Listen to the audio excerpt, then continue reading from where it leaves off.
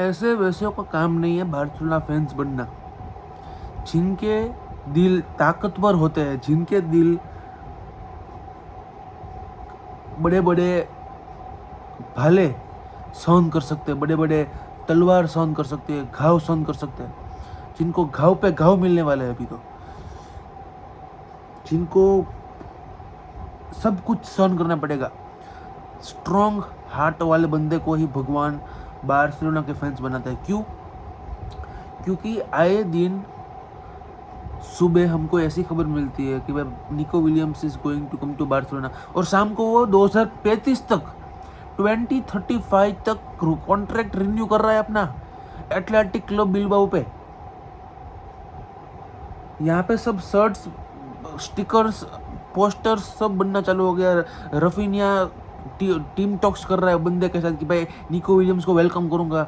लपोर्टा और डेको को अपने फाइनेंसेस ठीक करने का मौका मिल रहा है। क्या आपको लग रहा है कि ये बार्सिलोना की गलती है? मेरे हिसाब से नहीं, ये निको विलियम्स की, उसके एंटोराज की, उसके एजेंट्स की, उसके मम्मी पापा की गलती है, उसके बड़े भाई इनिया के विलियम्स की गलती है। And I think this is all like a film. ये फिल्म की तरह बन गया है कि भाई you are using Barcelona to improve your contract at Bilbao. कौन है वो? Who is Bilbao? इस साल चैंपियंस लीग में क्वालिफाई की, इसलिए फाइनेंसेस बढ़ गई। 3 साल नहीं करेंगे तो तुम्हारी सैलरी देगा कौन?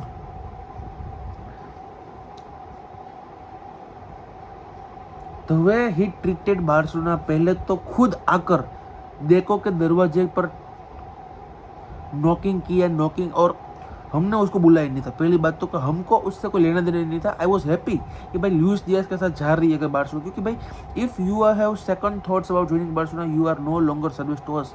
ऐसा एक महान बंदे ने कहा था, आपको पता है किसने कहा था? I don't have to take the name. तो इसी हिसाब से मैंने तो लास्ट समर ही उसका बिहेवियर, उसका एटीट्यूड देख लिया था कि भाई the level of club Barcelona आपको अप्रोच कर रहा है, आपको रिजेक्ट करना है तो रिस्पेक्टफुली रिजेक्ट कीजिए। अगर इस सीजन भी आप हमारे पास आए हैं, हम आपके पास नहीं आए। पहली बात तो ये, निको विलियम्स आया था, उसके एजेंट्स को बुलाया था, उसने कहा था कि भाई एजेंट्स को कि भाई बार्सिलोना जाओ और मिलो, मीटिंग करो। देखो तो बिलबाओ नहीं गया था। और जब आपने अप्रोच किया है तब हमने आपके ऊपर मुड़ कर देखा कि भाई हाँ बोल बेटा, और फिर आप ही हमको ठुकरा रहे हो। ठुकरा के मेरा इंतकाम देखेगा बता। तो मेन चीज़ ये है, आप समझ नहीं रहे हो, आप समझो। मेन चीज़ ये है कि उसने हमको अप्रोच किया, इसलिए हमने हमारे जो टारगेट्स थे, लुइस डियाज, मार्कस राशफोर्ड, फलाना ठिकाना जो भी था, उन सबको किनारे रख दिया और कहा कि भाई अच्छा तू हमको अप्रोच किया है। फिर एक हफ्ते बाद उसने अप्रोच करने के बाद पर्सनल टर्म्स एग्री किए थे। Fabrizio Romano, Italian journalist top level का, उसका ईयर वी हो गया तो बात खत्म। दुनिया अल्ट पल्ट हो जाए तो भी उसका ईयर वी को ऐसे वैसे नहीं जाता। ऐसी बातचीत होती है। But when you are Barcelona fans, when you are dealing with Barcelona, it's not that easy. Here we go. Personal terms agree कर दिए थे सब। टॉप जर्नलिस्ट ने भी ये बोल दिया था, मार्का स्पोर्ट, ये सब मैगजीन्स ने भी ये टॉप खबर बन गई थी कि भाई अब तो पर्सनल टर्म्स एग्री हो गए थे। रिलीज क्लोज पे करने के लिए, उसका बटन ट्रिगर करने के लिए आपको पर्सनल टर्म्स ही एग्री करने होते, और क्या। प्लेयर का यस आ गया, खत्म, बातचीत खत्म हो गई वहाँ पे। पर्सनल टर्म्स एग्री हो गए, कॉन्ट्रैक्ट डिस्कस हो गया, सैलरी डिस्कस हो गई, कॉन्ट्रैक्ट ड्यूरेशन डिस्कस हो गया, और अब बार्सिलोना ये कोशिश कर रही थी कि भाई उसका 60 मिलियन यूरोस हम कैसे बिलबाओ तक पहुंचाए, उसका ट्रिगर कैसे करें। तब एंड में आकर उसका agent is very important in this story.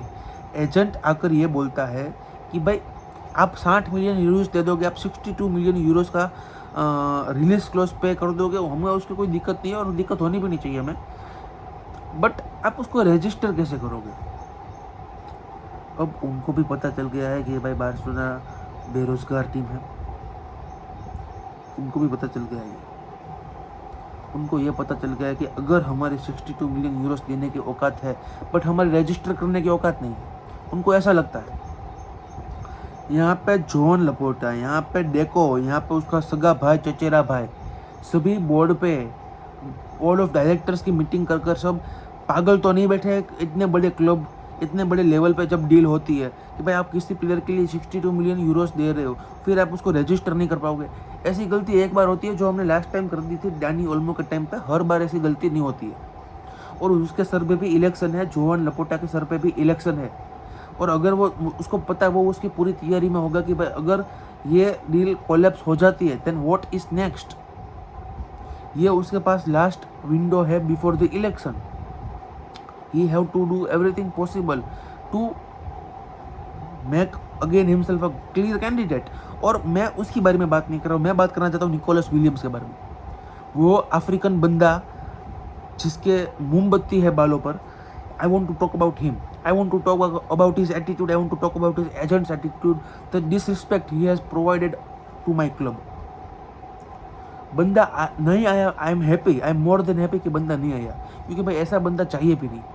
वो अलग बात है कि भाई वो बाल्डे का बेस्ट फ्रेंड है, यमाल का बेस्ट फ्रेंड है, चड्डी बड्डी है, आई डोंट केयर। वो स्पेन में, वो सब स्पेन में, स्पेन नेशनल टीम में करना ऐसी चीज़। This club is totally running on the values, on the history. और इतनी खराब फाइनेंशियल सिचुएशन से लड़ने के बावजूद भी इतनी ज़्यादा ट्रॉफीज जीत जाना, ये बड़े बड़े क्लब्स की निशानी है, ये टॉप लेवल क्लब्स की निशानी है। और इसमें अगर आप ऐसे प्लेयर्स को लाते हो, निकोलस विलियम्स जैसे, I will take his full name Nicholas Williams, not Jackson, Nicholas Williams. ऐसे प्लेयर्स को कोई राइट नहीं है, कोई अवेलेबिलिटी भी नहीं है कि भाई बार्सिलोना की टीम में आए और वहाँ पे खेले। अब बहुत सारे फैक्टर्स होंगे उनके पास, वो भी शायद 100% में से 0.001% वो सही हो सकते हैं कि भाई डेको की गलती होगी नेगोशिएशंस में। और डेको कोई स्पोर्टिंग डायरेक्टर तो है नहीं, डेको एक एजेंसी चलाता था, वहाँ पे उसकी पहचान थी, 3-4 लोगों को जानता है, ही नोज। और उसमें वो बंदा बैठ गया है कुर्सी पे, आलेमानी तो है नहीं वो। तो as a Barcelona fan I want to research about this thing कि ये क्या हो गया। पूरी दुनिया अभी बार्सिलोना के ऊपर देख रही है, सभी प्लेयर्स डर रहे आने के लिए। क्यों? क्योंकि ये बंदा निकोलस विलियम्स इतना नज़दीक आकर उसने रिजेक्ट कर दिया बार्सिलोना का। रिजेक्ट तो नहीं किया, सॉरी, बट जो उसने खुद अप्रोच की थी बार्सिलोना को, वो वापस ले ली। तो हमारे तो 15-20 दिन वेस्ट हो गए। हम उसमें लुइस दियाज को और ज़्यादा कम्प्लीटली करते। फोफाना जो है कुछ ओलंपिक लायंस का खिलाड़ी, मलिक फोफाना, वो भी अच्छा प्लेयर्स है। नूसा है आरबी लाइप्जिग का, ही इज़ नॉर्वे का ग्रेट विंगर, अपकमिंग विंगर है। तो आई थिंक बहुत सारे विंगर्स हमने जाने भी दिए, बट लुइस दियाज मुझे नहीं चाहिए। Louis Diya's is a player, अगर आप उसके लिए 70-75 मिलियन यूरोस दे रहे हो, अब उसके प्राइम में 3-4 साल है एग्जैक्टली। कितने भी कोलंबियन ब्लड अगर आप ले लो, 4 से 5 साल मैक्सिमम वो दिखेगा। अगर आप मिलिक फोफाना को लेते हो, अगर आप मूसा को लेते हो, then they can give you at least 8 to 10 years in their prime. तो आई थिंक निकोलस विलियम्स को हमने टाटा बाय बाय कर दिया है। अगर वो स्पेन के लिए गोल मारेगा तो मैं भी खुश नहीं होऊंगा। खुश क्यों नहीं होऊंगा? क्योंकि भाई अगर आपने एक अपनी ऐसी पहचान बना ली कि भाई अगर आपने अच्छी तरह से रिस्पेक्टफुली क्लब को बाय बाय कहा होगा कि भाई Barcelona, I have approached you because I want to play for you, it was my dream, but आपकी फाइनेंशियल सिचुएशन अच्छी नहीं है, तो मैं ये डिसीजन वापस ले रहा हूँ। Thank you so much that you have done so much for me, your finances आप रिकवर करने की कोशिश कर रहे हो, ऑल द बेस्ट। बट मैं निकोलस विलियम्स खुद एथलेटिक बिल्बाओ के साथ 2035 तक का कॉन्ट्रैक्ट, ऐसा फ़ोन कॉल किया होता, then I was the most happy person in the world. I would be the most happy person in the world.